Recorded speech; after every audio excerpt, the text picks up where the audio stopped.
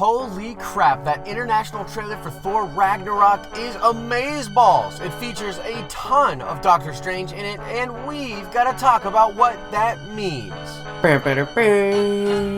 What is up, YouTube? It's Josh. This is the Den of Nerds. Guys, if you like Marvel stuff, MCU stuff, subscribe to this channel. I'm going to be covering all sorts of stuff dealing with Marvel. We're talking about the Defenders all day tomorrow and during the weekend, so make sure you subscribe. Now, getting right into this, guys, you've probably seen the international trailer for Thor Ragnarok, and if you haven't, whoa, stop this video and go watch it, maybe a couple times, because it is amazing for a couple of different reasons. So first, I'm going to talk about why this trailer is so cool, the international marketplace, why that's changing in cinema. Then I'm going to talk about Doctor Strange in the MCU. Then I'm going to talk about how Thor Ragnarok might tie into Thanos and the Infinity War movie. So let's just get right into it. Now, frankly, a lot of international trailers over the past couple of years have been deemed better than your national trailer, and this is not on accident. The fact is that international marketplaces around the world for movies are becoming larger and larger focus points for these studios. In fact, you are starting to see even the movies themselves start to be handcrafted for an international market. Now, whether or not you think this is a good thing, it is a reality. So basically, you have all of these other markets that are very different than the United States. Like, for instance, China only allows, I believe, about 26 films a year to join their marketplace from the non-Chinese films, which is kind of an interesting thing. So you have to do certain things to even get in for certain markets like China, but also the timing of things is way different. So you have to see how certain marketplaces will roll out movies way later than they get rolled out in other marketplaces. And this is just because to them, other media, other certain things are more important. But overall, you could say that Thor Ragnarok and some of the more recent MCU movies are actually catered themselves as films to have more international appeal. So different kinds of music, different types of people being cast, all of these things are at least in part due to wanting to hit bigger in other international marketplaces. So not only do I think Thor Ragnarok is probably made in a way that has more mass appeal, but this trailer is definitely the case. And it's just a ton of fun, guys. I mean, they start with Doctor Strange kind of talking about destiny and how fate has something in store for Thor, and Thor's, battling against that.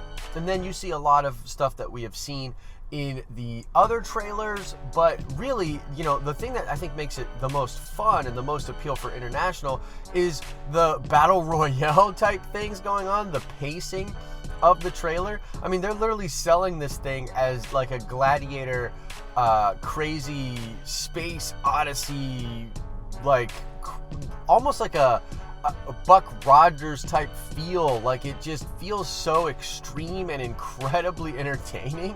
It's just like, oh my god, like, how can you not get hyped when you're seeing this trailer cut this way and you have this guy yelling battle royale? Like, it's just hype, man. It's just all the hype in the world. So, like, while that is the case, that's what's going on with the international marketplace. That's why you're going to be seeing a lot of really dope international trailers. Arguably, the international trailer for The Force Awakens was a much better trailer than what we got here in the States. And, look, there are people way smarter than me that figure out what works in other markets and what has more mass appeal, but that is generally the direction that we're going with this. Now, let's talk about Doctor Strange himself. Now, we knew from the post-credit scene in the Doctor Strange solo film that he was going to be involved in Thor Ragnarok. He's, of course, talking to Thor about finding Odin, getting Loki off the planet, that sort of a thing. So he's obviously going to be involved, and as the Sorcerer Supreme, he really has like a almost Nick Fury, pre-Agents of S.H.I.E.L.D. being destroyed, but a Nick Fury type position in the MCU. And beyond just him keeping track of Earth, this is a guy that has seen many, many things, okay? Have you guys heard the theory that when he's fighting Dormammu, that he actually spends thousands and thousands of years fighting Dormammu, and he's practicing his magic and his spells while doing so? Now, there's a number of different things that point to this being the case, but all I would say to people is look at the type of character they have built with Strange. This is a guy that when he is asleep is in astral form studying over his own body. So I don't think it's too outside of the realm of possibilities for him to have used his experiences with Dormammu to practice his magic. But what do you think he's capable of beyond even that?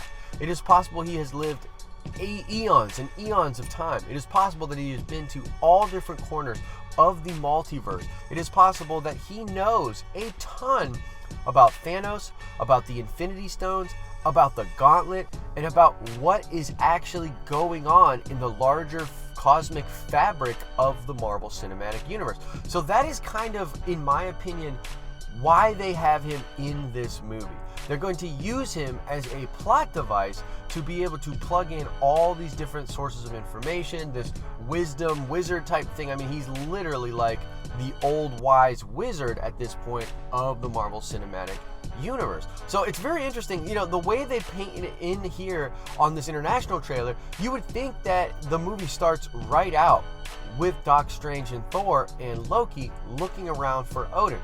And that might be the case. I don't really know. Apparently, according to the actors and different people involved with production, Thor has his long hair for only about a third of the movie. So it's going to be kind of weird to see what's going on. But I don't think we're going to get a hella matchup against Doctor Strange. So something's going to have to happen where he helps them out and then leaves or is beckoned somewhere else, or maybe, you know, shunned off by magic or something. And so because I just don't think we're going to get that matchup, because that would kind of make it more of a Doc Strange movie at that point, because Doctor Strange, at least in my mind, way more capable of fighting Hela one-on-one than Thor on his own. However, if him at the end of the trailer with the lightning and stuff is him getting the Odin Force, then hell yeah, he's going to be able to fight Hela and almost anybody with that kind of a power. That is insane levels of power with regards to the Odin Force, which I can talk about in another video if I have to. If you guys want to, let me know in the comment section. But that's pretty much what I think is going on with Doctor Strange as a plot device and as a character. By the way, I think this is the way they're going to use him in the future. We might not ever get another solo Doc Strange film, and I think the way the MCU is going is they're going to do more team-ups, and they're going to utilize their volume of characters to tell these interesting stories. I mean, they don't even have to be on set all that much to get these things accomplished. And the one thing that Marvel is good at, hands down, is figuring out actors' schedules. They have the production of films down to a science. So I look forward to more utilizations of Doctor Strange like this, because I gotta be honest with you, I wasn't the hugest fan of the Doc Strange movie. It has a ton of stuff that I love in there, but as a narrative, it's not my favorite. So I think it's okay if they want to use him in other movies, and it might even allow him to shine more.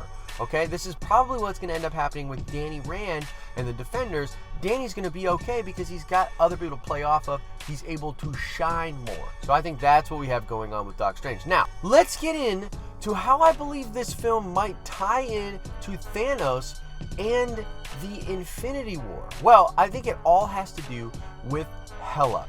Now, you see Hela in a lot of the promotional materials, whether it be trailers, posters, sound bites, whatever. You see this character referring to herself as the goddess of death. Now, it doesn't take a genius to figure out how that ties into Thanos when you think about one of the most important driving forces in the character motivations of Thanos. Thanos is a literal nihilist, and one of his big things is that his whole life is meant to seduce and court Mistress Death, who is this cosmic entity that is the embodiment of death itself. And so, really, a lot of people have been talking about this for a while. They think that they are positioning Hela to be Mistress Death for not only Infinity War, but for, you know, Thanos himself, to make that character make sense. And with Cate Blanchett, I think that would be amazing. If they can nail that dynamic properly and do something with her, giving him the cold shoulder and doing something, perhaps something that happens in Thor Ragnarok towards the end, like banishes her back to the realm of death or something, and Thanos is trying to do something to liberate her again, or perhaps his lack of involvement in her endeavors makes her hate him, And so he trying to win her back, but you know how ladies are, guys, man, that's gonna be tough. She's giving him the cold shoulder and all that. I don't think it's gonna be good for our buddy Thanos. But so that's the big tie-in, right? That's the thing that I think is happening here. So I'm gonna be incredibly interested to see how they treat Hela, what her relationship to Thanos is going to be, if anything. And I think we're going to get a lot of hints to Thanos and to his quest for the gems in this movie. I think it's going to be kind of hinted at, dropped at a lot, because it's right around the corner. Infinity War is right around the corner. And Black Panther is really going to be more like, it's an ancillary film, I feel like. It's really about Wakanda. It's about T'Challa. So I think it's really centralized on him, and I don't think it's going to be involved too much with the cosmic level with stuff that's going on. Maybe in post-credits, for sure. But I think that Thor Ragnarok, especially because it's out in space, is their big chance to tie in what is happening with Thanos, his reputation, and what is going on, and the seeds for the Infinity War movie. So I think Hela and whatever the hell she is doing in Thor Ragnarok is the big tie-in to Thanos, because I think she's replacing Mistress Death. So that's all I've got in this video. Let me know, what do you think about my thoughts on Doc Strange? What do you think about Hela being Mistress Death? And what do you think about that international trailer for Thor? I mean, that thing is awesome, man. Go check that out. Did you love it? Did you hate it? Let me know in the comment section. Always willing to have a conversation with you guys about these dope nerdy things. That's kind of what we do here. All right, as I always say, I hope you are having an awesome and nerdy day. See ya!